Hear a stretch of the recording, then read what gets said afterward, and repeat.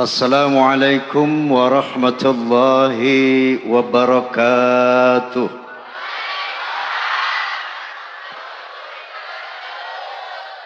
Bismillahirrahmanirrahim. Alhamdulillahil qail. Subhanalladzi asra bi'abdihi laylam minal masjidil haram.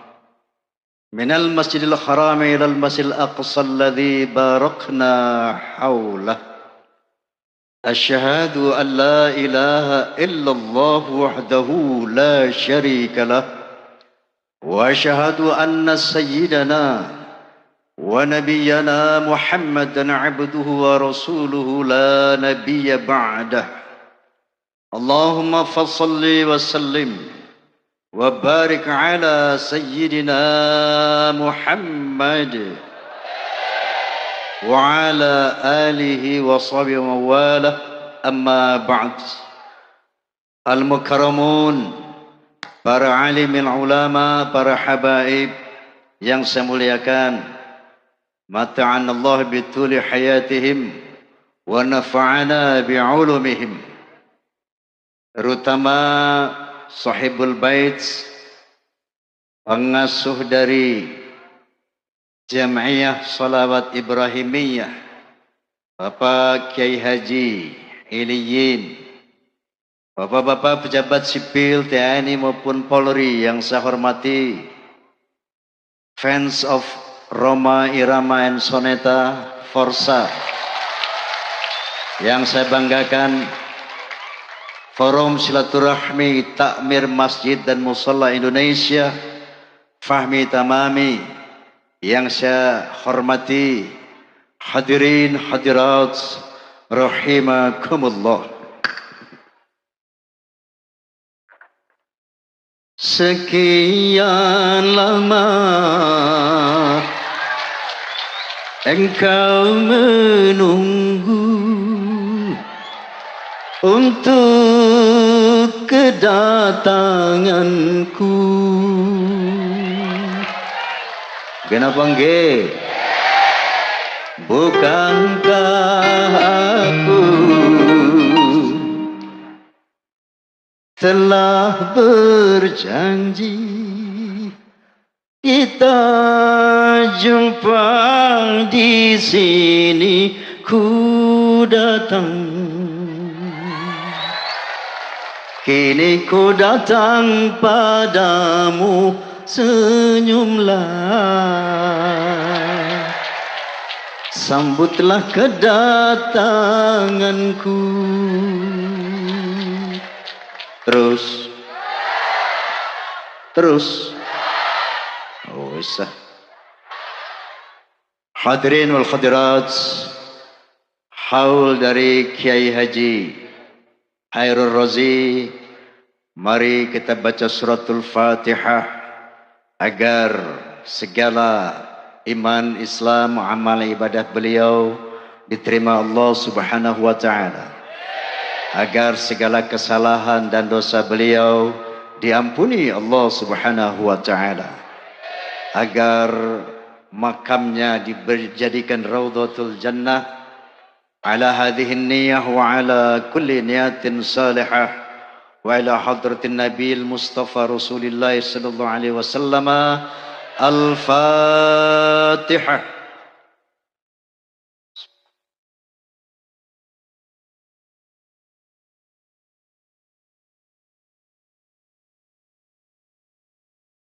Kabul insyaallah. Hadirin hadirat, mengenai peristiwa Isra dan Mi'raj Rasulullah sallallahu alaihi wasallam, sebagaimana yang difirmankan Allah Subhanahu wa taala, subhanalladzi asra bi'abdihi lailan minal masjidil haram ilal masjidil aqsa. Maha suci Allah Subhanahu wa taala yang telah memperjalankan hambanya pada suatu malam, yaitu Nabi Muhammad sallallahu alaihi wasallam, dari Al-Masjidil Haram di kota Makkah ke Al-Masjidil Aqsa di Baitul Maqdis. Kalau sekarang Baitul Maqdis itu namanya Palestina. Kemudian dari Baitul Maqdis dengan berkendaraan buruk satu makhluk yang khusus diciptakan Allah Subhanahu wa taala untuk proyek ini, dikawal oleh panglimanya malaikat Jibril alaihi salam, berangkat ke Sidratul Muntaha melalui 7 lapis langit. Kemudian kembali lagi ke Al-Masjidil Aqsa di Baitul Maqdis, langsung ke Al-Masjidil Haram di Makkah. Itu jarak yang teramat sangat tidak terhingga. Ternyata cuma dilakukan dalam 1 malam saja. Percaya apa tidak? Yang bicara itu iman, bukan akal. Betul? Adapun misi yang terkandung di dalam Isra Mi'raj ada 2. Yang pertama adalah litafakkur. Tahu tafakkur? Memikirkan, memperhatikan ciptaan Allah sehingga menghasilkan keyakinan tentang eksistensi keberadaan Allah Subhanahu wa taala. Inilah yang dimaksud Allah Subhanahu wa taala, linuriyahu min ayatina, agar aku pertunjukkan kepada Nabi Muhammad tanda-tanda kebesaran dan kekuasaanku. Jadi dengan peristiwa Isra Mi'raj ini Allah memperlihatkan karya-karya Allah yang teramat dan maha dahsyat alam semesta ini, sehingga timbullah kekaguman Rasulullah SAW yang melahirkan ketaatan, ketakwaan dan keimanan yang betul-betul sesungguhnya kepada Allah Subhanahu wa taala. Tafakkur. Yang kedua, dalam rangka menerima perintah salat 5 waktu. Artinya apa? Ada korelasi yang sangat erat antara tafakur dengan salat 5 waktu. Saya mau cerita ya. Boleh cerita? Saya pernah ketemu sama seorang ateis. Tahu ateis? Apa? Ateis itu orang yang nggak percaya sama Tuhan, nggak percaya sama agama. Dia bilang agama itu dongeng, agama itu bohong, melemahkan. Sholat itu wasting time, wasting money. Mereka bilang time is money. Jadi agama adalah bohong, melemahkan semangat kerja. Ketika saya tanya sama mereka, sama dia, Bung, Anda percaya enggak ada Tuhan? Dia bilang, oh saya enggak percaya. Kenapa? Karena Tuhan enggak kelihatan. Lalu, setiap yang enggak kelihatan sama dengan tidak ada. Wong koyong ini saya bilang si TOLOL alias goblok. Masa yang nggak kelihatan sama dengan nggak ada? Tak takon, angin kelihatan nggak? Ada nggak? Ada. Mau lihat angin bukan pakai mata, goblok. Pakai kulit, kipas. Ada angin, tiup, ada. Rasa manis, asam, pahit, asin, rasa kelihatan nggak? Ada enggak? Ada. Mau lihat rasa bukan pakai mata, goblok. Tapi pakai lidah. Dengar. Milenge tumse tum बताएंगे कि कितना प्यार है हमें ओ साहिबा O Saibah.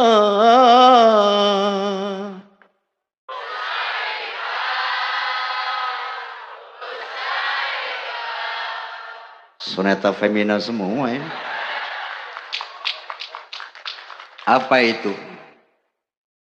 Lagu, suara, gimana bangge? Suara kelihatan enggak? Suara kelihatan enggak? Ada enggak? Ada. Mau lihat suara bukan pakai mata, goblok. tapi pakai telinga. Begitu juga mau lihat Allah, mau lihat Tuhan, bukan pakai mata, tapi pakai akal, pakai otak, pakai akal, pakai goblok. La tudrikuhul absar wa huwa yudrikul absar. Allah tidak dapat dijangkau oleh pandangan mata, tapi pandangan Allah maha menjangkau segala ciptaannya. Kenapa Allah nggak bisa dilihat dengan mata? Wa huwal latiful khabir. Karena Allah maha halus. Ini orang ateis sombong, sok pengen lihat Tuhan. Mana Tuhan? Kalau ada aku nggak kelihatan. Kentut aja dia nggak bisa lihat. Betul? Betul? Matahari ciptaan siapa? Allah. Manusia nggak mampu memandang matahari. Apalagi yang menciptakan matahari. Allah subhanahu wa ta'ala nurun ala nur. Cahaya di atas cahaya. Nggak mungkin mata manusia mampu memandang Allah subhanahu. Tapi kalau kepengen melihat Allah, penasaran pengen lihat Allah, wajar, manusiawi. Dulu juga ada seorang Nabi Allah yang kepingin melihat Allah. Kisahnya diabadikan dalam Al-Quranul Karim. Nabi siapa? Nabi Musa alaihissalam. Walamma ja'a Musa limiqatina wa kallamahu rabbuh. Ketika Nabi Musa datang kepada satu tempat yang telah ditentukan oleh Allah subhanahu wa ta'ala. Wa kallamahu rabbuh. Maka dia berbicara dengan Allah. Ngobrol Nabi Musa sama Allah. Qala rabbi arini anzur ilaika. Nabi Musa bilang, ya Allah, perlihatkan dirimu dong. Aku kepingin melihat engkau. Qala lan tarani. Allah bilang, hei Musa, kamu enggak bisa melihat aku. Walakin anzur ilal jabali. Fa in istaqarra makanahu fasawfa tarani. Tapi baik Musa, coba kamu lihat gunung batu di sebelahmu. Aku akan memperlihatkan diriku kepada gunung itu. Seandainya gunung batu yang tinggi menjulang itu masih berada pada tempatnya setelah aku perlihatkan diriku kepadanya, sangat boleh jadi kamu juga bisa melihat aku, wahai Musa. Falamma tajalla rabbuhu lil jabali ja'alahu dakaw wa kharra Musa sa'iqa. Begitu Allah memperlihatkan dirinya kepada gunung, maka gunung batu yang tinggi kokoh kekar itu hancur lebur rata dengan tanah. Wa kharra Musa sa'iqa. Nabi Musa pingsan melihat kehebatan Allah subhanahu wa ta'ala. Falamma afaqa qala subhanak tubtu ilaika wa ana awalul mu'minin. Begitu Nabi Musa sadar dari pingsannya, beliau puji Allah, maha suci engkau ya Allah, hebat engkau ya Allah. Gunung batu saja hancur melihat engkau. Apalagi kita manusia. Paham? Paham? Jadi untuk meyakini keberadaan Allah di muka bumi bukan dengan cara melihat fisiknya, tapi dengan cara memperhatikan ciptaannya yang dibilang tafakur tadi. Paham? Makanya Rasulullah sallallahu alaihi wasallam bilang tafakkaru fi khalqillah wa la tatafakkaru fi dzatillah. Kalau mau yakin bahwa Allah ada tuh, perhatikan ciptaan Allah. Fikirkan ciptaan Allah. Nanti kamu yakin bahwa Allah itu ada. Oleh karena itu Allah subhanahu wa ta'ala banyak sekali di dalam Al-Quranul Karim mengajak manusia untuk bertafakur, untuk memperhatikan ciptaannya agar manusia yakin bahwa Allah memang eksis, bahwa Allah memang ada. Salah satu firman-Nya, A'udzubillahi minasyaitonir rajim, inna fi khalqis samawati wal ard wa ikhtilafil laili wan nahar wal fulki allati tajri fil bahri bima yanfa'un nas. وما أنزل الله من السماء من ماء فأحيا به الأرض بعد موتها وبث فيها من كل دابة وتصريف الرياح وسحاب المسخر بين السماء والأرض laayatil liqaumin yaqilun. Shadaqallahul azim. Allah Subhanahu wa taala berfirman, sesungguhnya pada penciptaan langit, pada penciptaan bumi, pada terjadinya pergantian malam dan siang yang begitu teratur, bisanya kapal-kapal berlayar di lautan dengan membawa hal-hal yang bermanfaat buat manusia. Diturunkannya air dari langit, dengan air itu dihidupkan bumi yang mati yang kemudian menumbuhkan berbagai macam pohon-pohon. Ditebarkannya berbagai macam jenis binatang di muka bumi.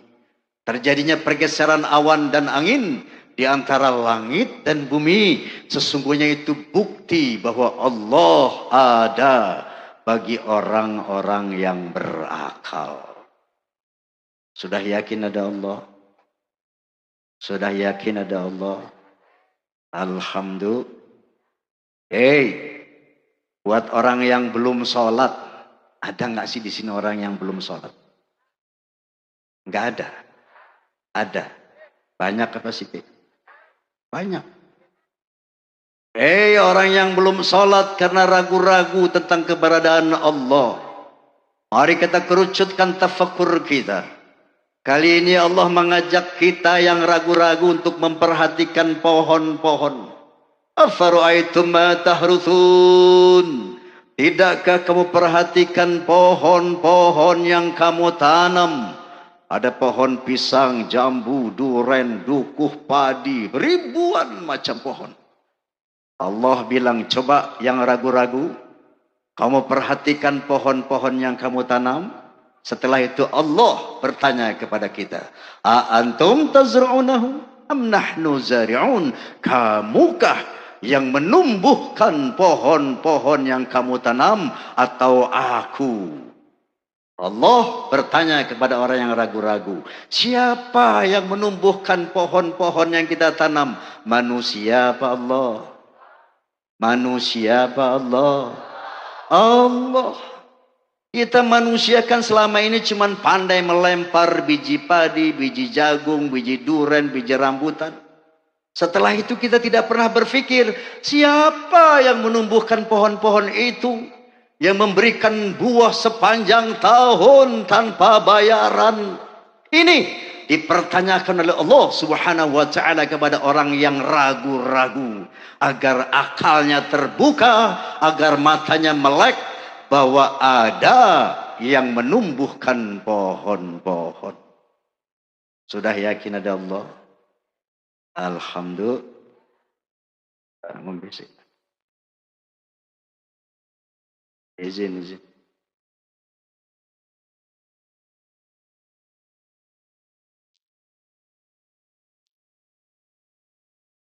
Kiai Haji Zainuddin MZ almarhum. Allahumma ghafir lahu amin.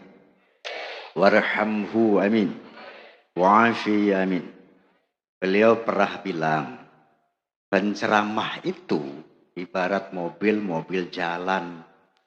Jadi perlu bensin. Kalau mustami'in mustami'at itu ibarat mobil mogok. Jadi nggak perlu bensin. Minum dulu.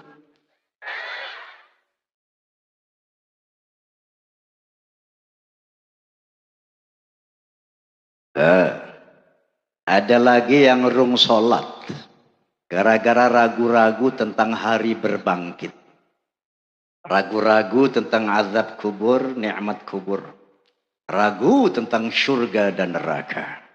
Apa iya deh, nanti orang kalau sudah mati dibangkitkan lagi. Yang sholat masuk surga, yang nggak sholat masuk neraka. Saya mah ragu-ragu. Kenapa? Karena saya belum pernah lihat tuh. Orang mati hidup lagi bercerita tentang nikmat kubur dan azab kubur. Tahu ada atau enggak tuh surga neraka? Ragu-ragu? Buat orang yang ragu-ragu, Allah Subhanahu wa taala menyapa Anda. Qul in kuntum fi raibim minal ba'thi fa inna khalaqnakum min turab, thumma min nutfah, thumma min 'alaqah, thumma min mudghah. Katakan ya Nabi kepada manusia yang ragu-ragu tentang hari kebangkitan. Silahkan ragu, tapi tolong nanti pulang ya Bu, cari kaca yang besar. Ngaca, telanjang, jangan pakai baju. Ini Allah yang memerintahkan. Barang siapa yang ragu-ragu, coba perhatikan bagaimana aku ciptakan badanmu yang ganteng dan cantik itu. Inna khalaqnakum min turab, thumma min nutfah, thumma min 'alaqah, thumma min mudghah. Aku ciptakan Adam pertama kali dari tanah. Kemudian pada reproduksi penciptaan manusia, aku ciptakan kamu dari nutfah. Tahu nutfah? Sperma. Tahu sperma? Air mani. Tahu air mani? Cah cilik meneng. Tahu. Aku ciptakan kamu dari air mani. Tsumma min 'alaqah. Kemudian air mani tadi aku proses menjadi segumpal darah. Tsumma min mudghah. Kemudian darah tadi aku proses menjadi segumpal daging. Wa nuqirru fil arhami ma nasya ila ajalin musamma. Kemudian daging tadi aku ukir di dalam rahim ibumu sesuai dengan yang aku kehendaki sampai waktu yang ditentukan. Bapak Ibu yang ragu-ragu, dari daging tadi diukir sepasang mata yang bisa melihat. Dari daging tadi diukir sepasang telinga yang bisa mendengar. Diukir dari daging tadi sepasang bibir yang bisa ngomong. Dari daging tadi dibuatkan jantung untuk mengatur peredaran darah. Dari daging tadi dibuatkan paru-paru untuk mengatur peredaran udara. Yang cowok dibikinin kelenengan. Yang cewek dibikinin empet-empetan. Ini bukan porno. Tafakur. Fikirkan itu. Kok cowok mur, cewek baut? Kok iso? Tafakkaru fi khalqillah. Kemudian setelah lengkap organ tubuhnya, setelah lengkap anggota tubuhnya, thumma nukhrijukum tifla. Kemudian aku keluarkan kamu sebagai bayi. Pertanyaan buat orang yang ragu-ragu. Siapa yang bikin bayi? Dari sperma menjadi darah, menjadi daging. Kemudian daging tadi dibuatkan mata, telinga, organ tubuh yang begitu struktural, fungsional, penuh dengan teknologi yang sangat tinggi. Ini cara Allah mengajar manusia untuk meyakini keberadaannya dengan tafakur, dengan memperhatikan, memikirkan ciptaannya. Paham? Sudah yakin ada Allah? Alhamdulillah, bertambah sudah iman kita. Amin. Apa sih lu serika aja?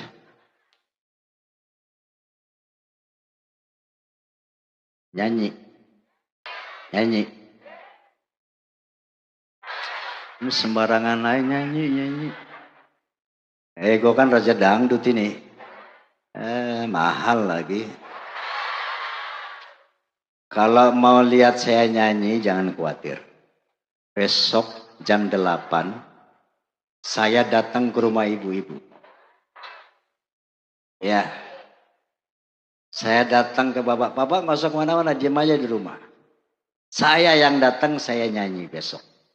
Insya MNC TV.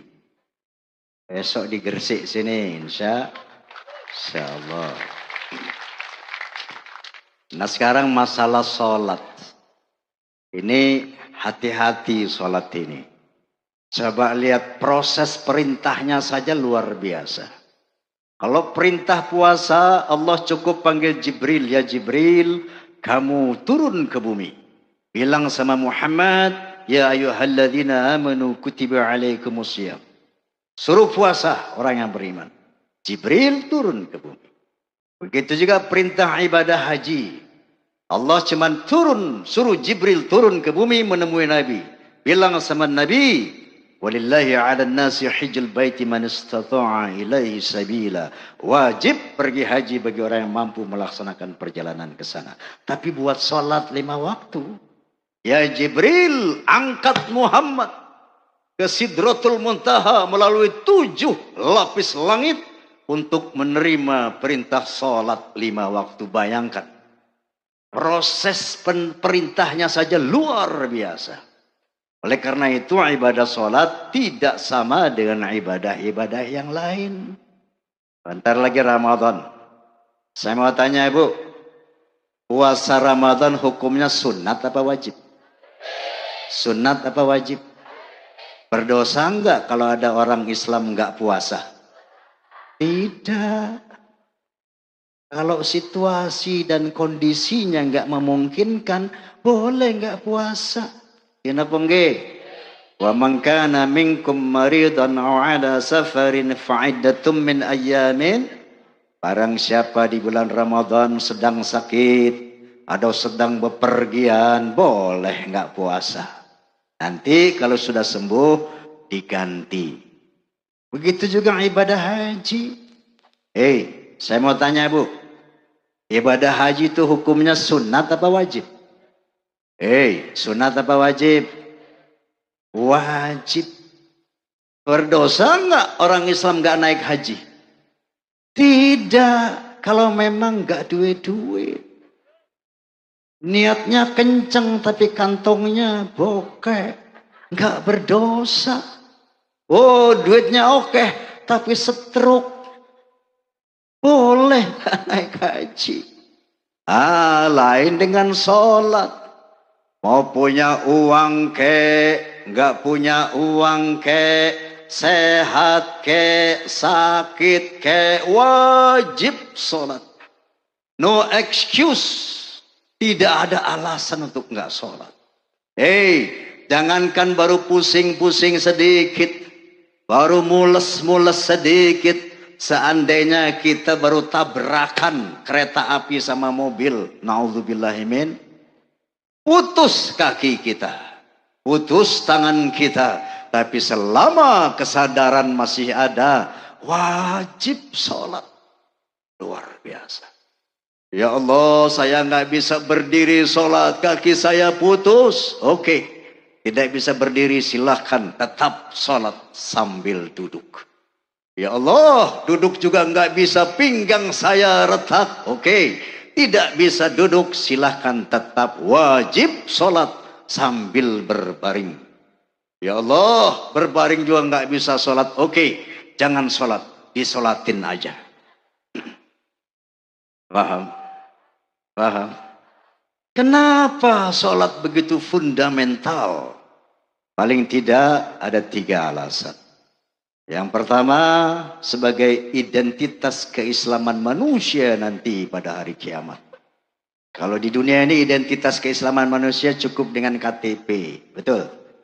Makanya kemarin ada pejabat negara yang mau menghapus kolom agama di KTP, itu harus dilawan. Kenapa? Itu menghilangkan identitas agama kita, betul? Betul? Nama Zulaikha, ada Zulaikha? Mana? Nama Zulaikha tinggal di mana ini, Kiai? Sumberwaru, Ringin Anom, pekerjaan tukang gado-gado.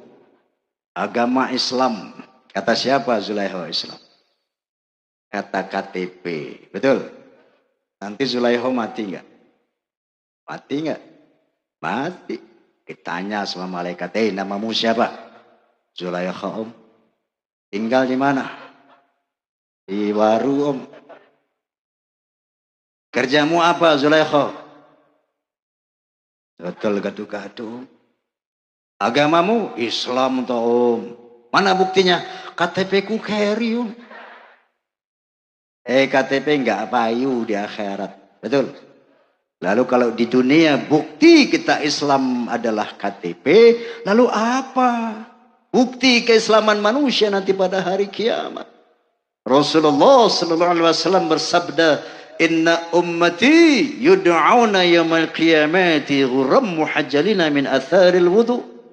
Nanti umatku dipanggil, dikumpulkan, dan mereka dikenal dengan bekas wudu.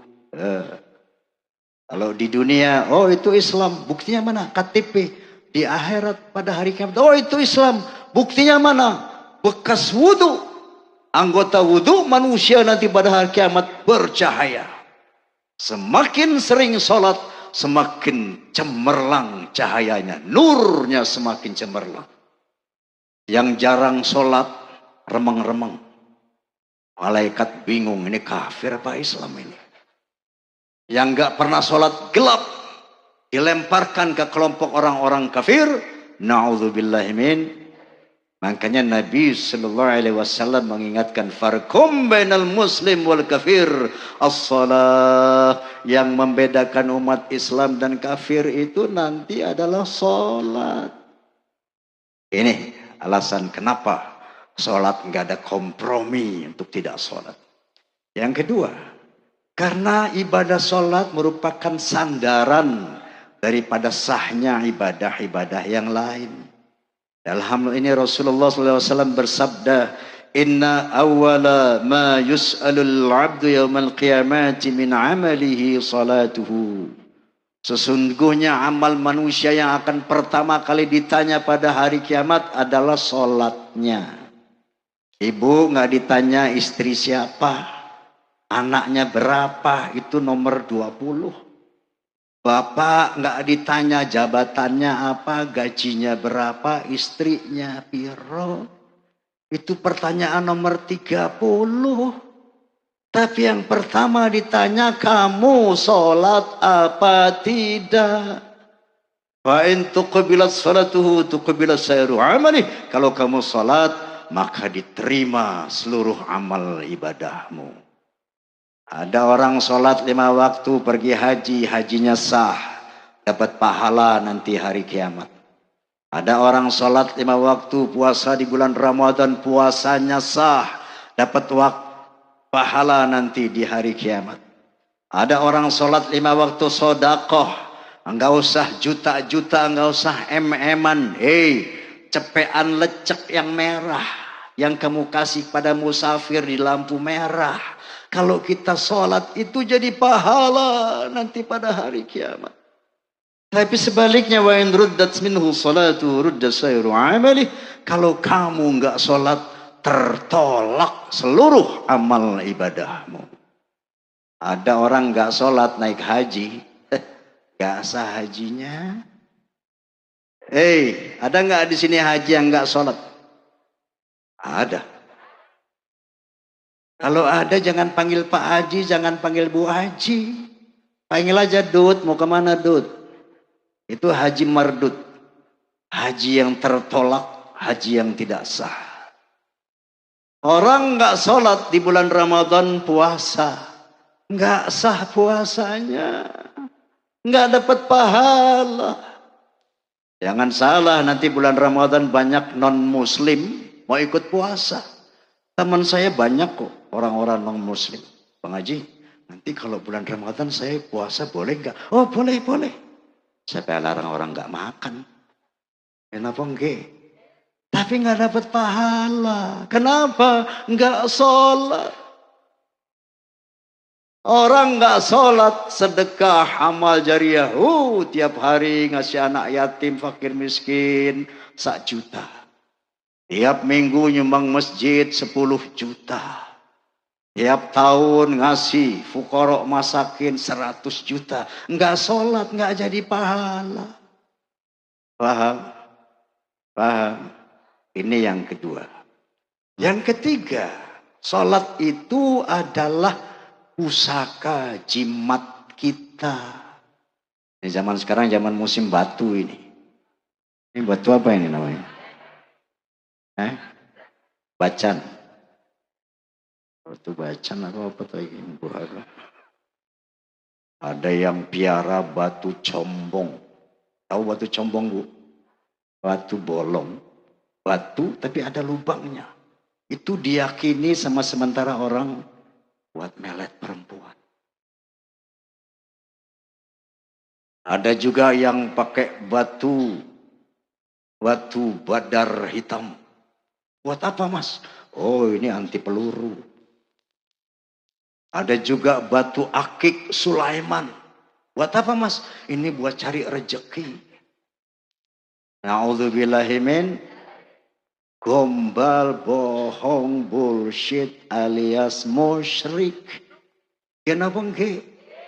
Saya mau tanya, batu bisa enggak mengampuni kesalahan dan dosa kita? Enggak bisa. Yang bisa apa? Sholat. Karena di dalam sholat kita minta ampun sama Allah. Rabbil firli. Betul. Batu bisa enggak mengasihani kita? Enggak bisa. Yang bisa mengasihani kita sholat. Karena di dalam sholat kita minta sama Allah, warhamni, ya Allah kasihani saya. Batu, keris pusaka bisa enggak memberi bimbingan kepada kita? Enggak bisa. Yang bisa memberi itu sholat.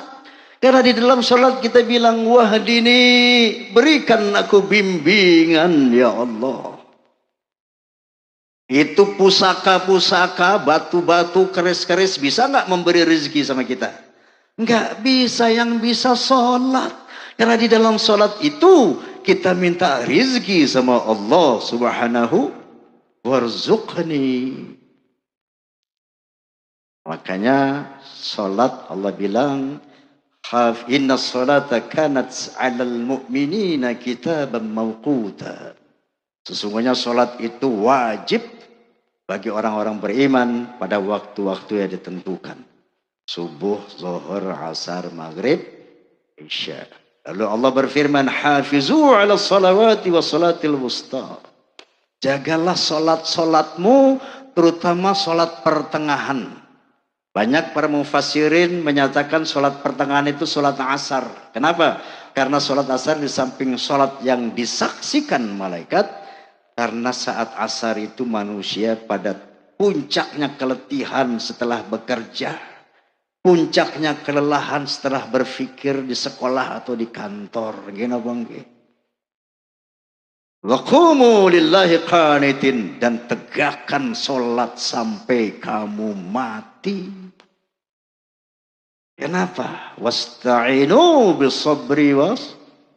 Mintalah kepadaku dengan cara sabar dan sholat. Jadi bu, kalau punya kebutuhan apa-apa, mintanya sama siapa?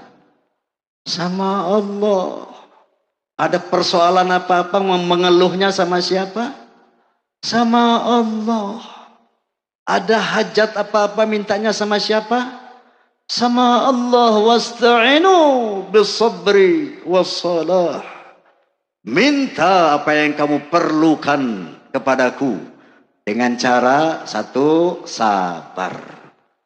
Yang kedua, sholat. Karena di dalam sholat itu as-sholatu doa. Sholat itu doa. Bayangkan sholat subuh sebelum pergi ke sekolah, sebelum pergi dagang di pasar, sebelum pergi ke kantor, sebelum pergi beraktivitas, kita sudah bilang sama Allah, iyyaka na'budu wa iyyaka nasta'in. Kepadamu ya Allah aku menyembah dan kepadamu aku mohon pertolongan. Pertolongan apa? Ihdinas siratal mustaqim. Tunjukkan aku jalan yang lurus. Jalan lurus seperti apa? Siratal ladzina an'amta 'alaihim. Jalan yang engkau beri nikmat atas mereka. Yaitu jalannya orang-orang yang saleh, orang-orang yang baik-baik, orang yang gak neko-neko. Sehingga dengan kebaikan mereka, mereka hidup tenang, bahagia, selamat, gak dapat bencana. Jalan yang kayak gitu loh ya Rabb. Ghairil maghdubi alaihim, bukan jalan yang engkau murkai. Bukan seperti para penjina, para penjudi, para pencuri, para koruptor. Karena kalau saya melakukan itu, pasti sengsara di dunia dan di akhirat. Waladhdallin, dan bukan kesesatan ya Allah. Karena sekarang banyak sekali aliran-aliran sesat. Bukan saja di luar Islam, bahkan yang mengaku Islam sudah banyak aliran sesat. Nah, sebelum kita beraktivitas, Kita sudah bentengi diri kita dengan mohon bimbingan Allah. Ya Allah, saya mau sekolah, saya mau ke pasar, saya mau ke kantor, saya mau beraktivitas. Di sana pasti banyak cobaan. Ihdinas siratal mustaqim. Paham? Belum lagi waktu duduk iftirash. Segala kebutuhan kita di dunia dan di akhirat ada di situ. Rabbighfirli, ya Allah, aku. Warhamni, ya Allah, kasihani aku. Wajburni, ya Allah, tutupi kelemahanku. Warfa'ni, muliakan aku. Warzuqni, beri aku rizki. Wahdini, bimbing aku ya Allah dalam kehidupan itu. Wa'afini, sehatkan saya ya Allah. Wa'fu anni, ampuni saya ya Allah. Apa yang kurang? Qad aflahal mu'minuna alladhina hum fi salatihim khashi'un. Beruntung orang yang beriman yang di dalam salatnya khusyuk. Kenapa? Karena pada hakikatnya salat itu adalah komunikasi dua arah. Komunikasi dengan Allah, komunikasi dengan Nabi, komunikasi dengan malaikat. Jadi berjawab, bukan ngomong sendirian. Assalamualaikum ayuhan Nabi wa rahmatullahi wa barakatuh. Nabi menjawab, waalaikumsalam ya Khadijah. Ya Udin, ya Zulaikha. Nanti di hari kiamat kenal. Zulaikha, Din, Umar. Kenapa? Kita sering silaturahmi dalam sholat. Assalamualaikum ayuhan Nabi. Salam sejahtera atas engkau ya Nabi. Nabi menjawab, waalaikumsalam. Kenal sama Nabi. Begitu ya sama malaikat. Di akhir salat, assalamualaikum warahmatullahi. Ada raqib di sini. Assalamualaikum warahmatullahi. Ada atid di sini. Begitu juga dengan Allah. Rabbighfirli. Kalau kita khusyuk, artinya apa orang khusyuk? Satu, syaratnya khusyuk. Dia harus yakin bahwa Allah itu memang ada. Untuk yakin Allah ada, dia harus sering tafakur. Yang kedua, mengerti apa yang diucapkan dalam salat. Rabbighfirli, ya Allah ampuni saya. Allah jawab, aku ampuni kamu. Warhamni, kasihani saya. Aku kasihani. Minta rezeki, aku kasih. Minta sehat, aku kasih. Dijawab langsung oleh Allah. Makanya qad aflahal mu'minun alladzina hum fi salatihim khashi'un. An salatihim khashi'un. Tapi melalui proses sebab akibat walikulli syai'in sababa. Segala sesuatu melalui proses sebab akibat. Enggak kita bilang warzuqni, belum jatuh di atas sajadah 10 juta. Bukan begitu. Nanti selesai sholat, kita tadi minta rezeki loh. Nanti Allah kasih jalan. Cara-cara untuk mendapat rezeki. Tadi saya minta bimbingan loh. Nanti Allah kasih jalan. Di dalam pergaulan kita dibimbing. Agar dapat jalan yang lurus. Tadi saya dalam sholat minta sehat loh. Nanti Allah kasih cara-cara menempuh hidup yang sehat. Dikasih inayah, dikasih hidayah.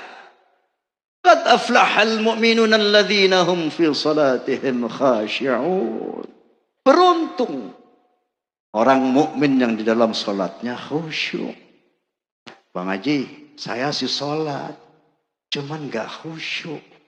Lalu gak ngerti itu, cuman sholat-sholat aja. Sah apa enggak ya? Insya Allah sah. Dapat pahala apa enggak ya? Insya Allah dapat. Wong niat mau sholat saja dapat pahala, betul? Apalagi mengerjakan sholat, betul? Enggak sia-sia, enggak percuma.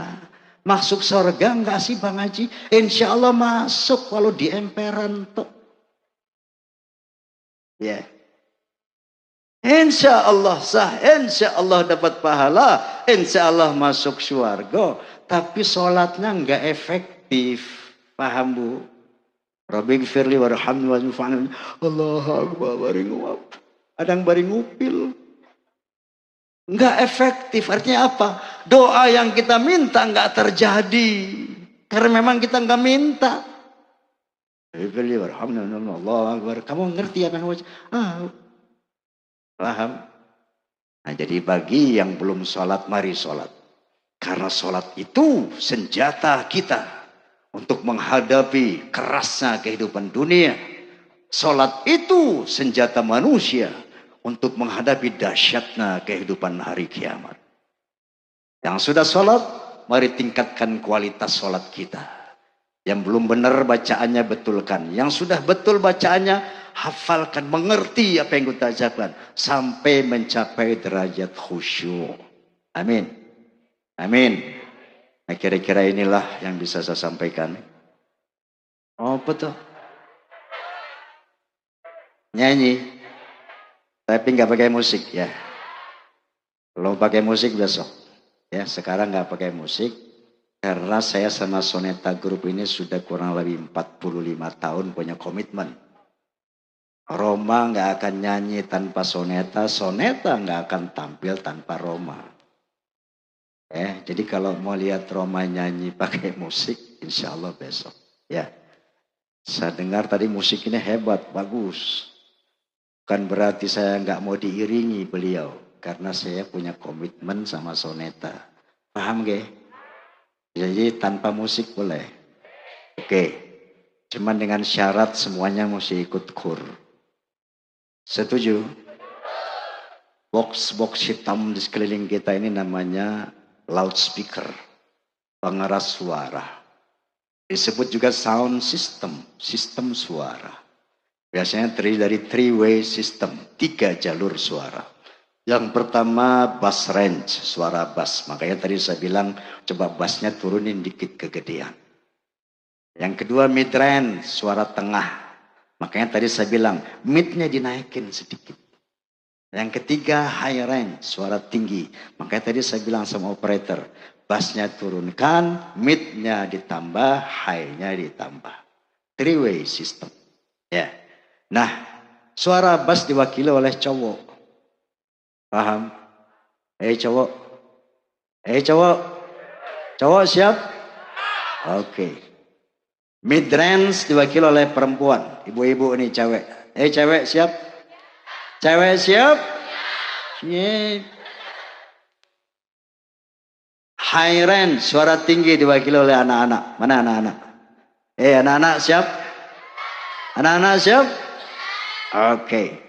Sekarang anak-anak menengse, ibu-ibu menengse, saya mau coba kita tes suara bass. Cowok, bunyi cowok yang nggak muni tak dungake nggak bisa bangun. Ya, coba cowok.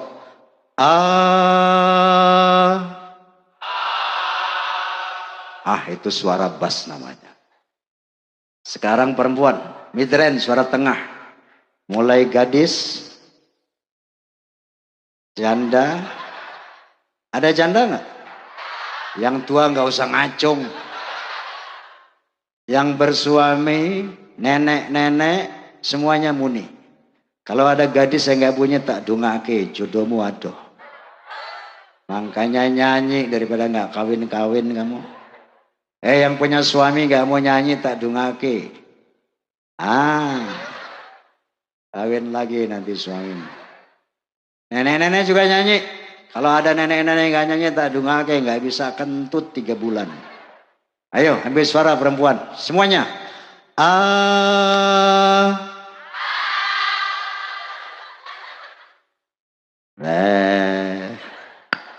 Perempuan memang di mana-mana gitu Pak.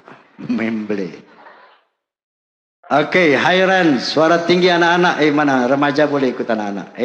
Ayo suara tinggi. Anak-anak muni. Kalau enggak muni tak sunatin 2 kali.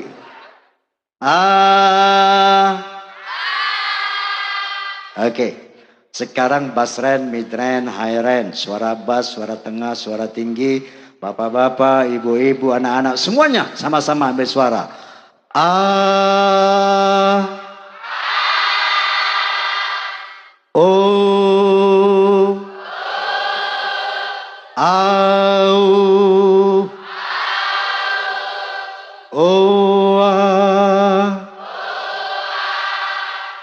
persis taman kanak-kanak. Oke, kita sudah ambil suara. Sekarang latihan kur. Kurnya ada dua macam. Yang pertama namanya wirid hey. Apa? Wirid hey. Caranya gini, kalau tangan saya jatuh bunyi. Lihat. Hey. Gampang kan? Tangan jatuh bunyi. Hey. Bisa? Bisa? Semuanya coba. Iya. Yang keras. Hai, hai, hai. Tangan jatuh baru bunyi. Yang kedua wirid huha. Apa? Huha. Jumlahnya sama dengan rukun Islam 5. Sama dengan Pancasila 5. Caranya gini, lihat. Dimulai dengan hu, diakhiri dengan hu juga. Selingannya ha 5 kali, jangan lebih. Lihat. Hu, ha, hu, ha, hu. Depan belakang podo hu nih. Ha selingannya 5 kali. Lihat. Hu, ha, hu, ha, hu. Paham? Sekali nah, lihat. Hu, ha, hu, ha, hu. Bisa? Bisa? Oke, kita menyanyi. Oke? Sudah siap? Sudah siap? Kalau mau melacur. Mana? Siap. Siap apanya kamu? Last tes terakhir. Yang pertama wirid hey, tangan jatuh bunyi hey. Iya? Yang keras. Yang kedua hu, ha, hu, ha, hu. Iya? Oke, jangan lupa lagi. Jangan lupa lagi. Sudah siap? Sudah siap? Kita menyanyi. Kalau mau melacur, harus pakai uang. Kalau mau berjudi, harus pakai uang.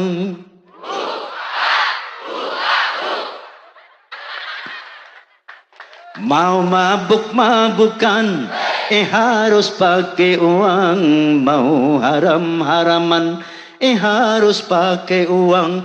Ternyata jalan ke neraka mahal harganya, walaupun mahal anehnya banyak yang suka. Gini apa enggak? Masih banyak yang mabuk-mabukan. Betul? Saking cinta dan sayangnya Allah kepada manusia, maka neraka ditarif dengan harga mahal agar manusia enggak terlalu gampang masuk neraka. Coba lihat jalan-jalan menuju neraka. Hei, main judi bayar enggak? Mabuk-mabukan bayar enggak? Melacur bayar enggak? Enggak bayar, benjol ndak sana. Kenapa enggak? Sebaliknya surga ditarif dengan harga murah, bahkan gratis. Percaya enggak surga gratis? Yuk kita lihat jalan-jalan menuju surga.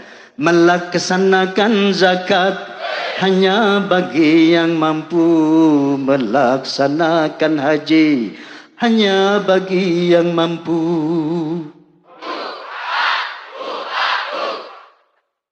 Mengerjakan sembahyang tidak usah membayar. Mengerjakan puasa tidak usah membayar.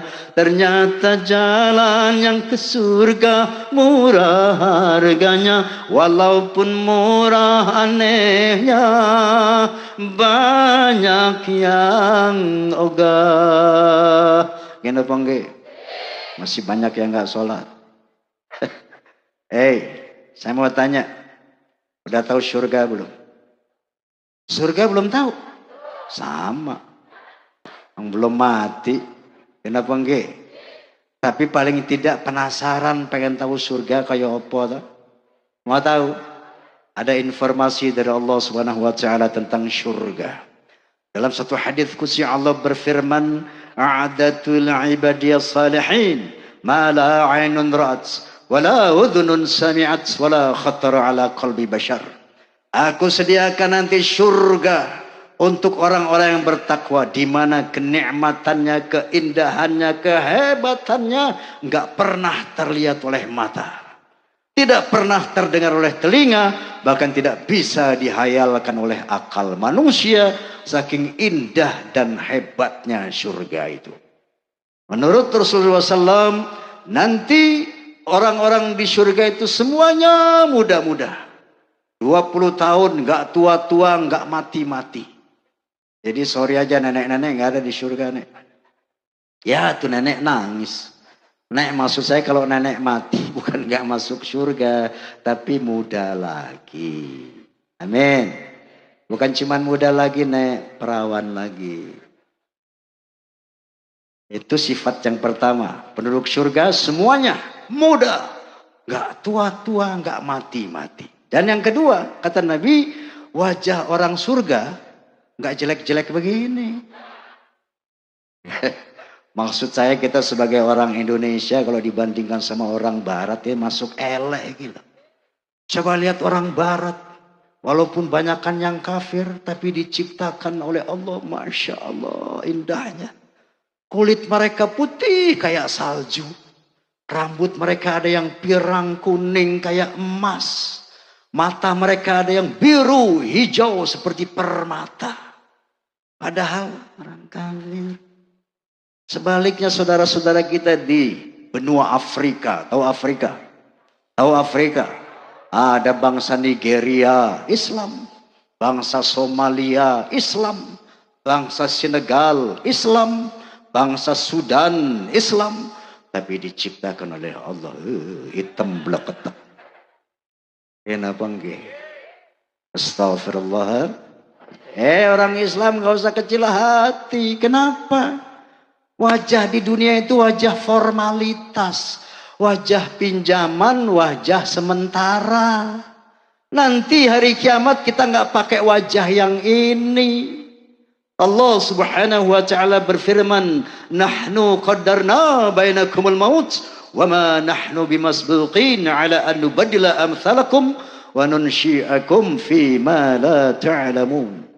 Aku yang menentukan kematian di antara kamu, hai manusia, dan aku tidak bisa dikalahkan.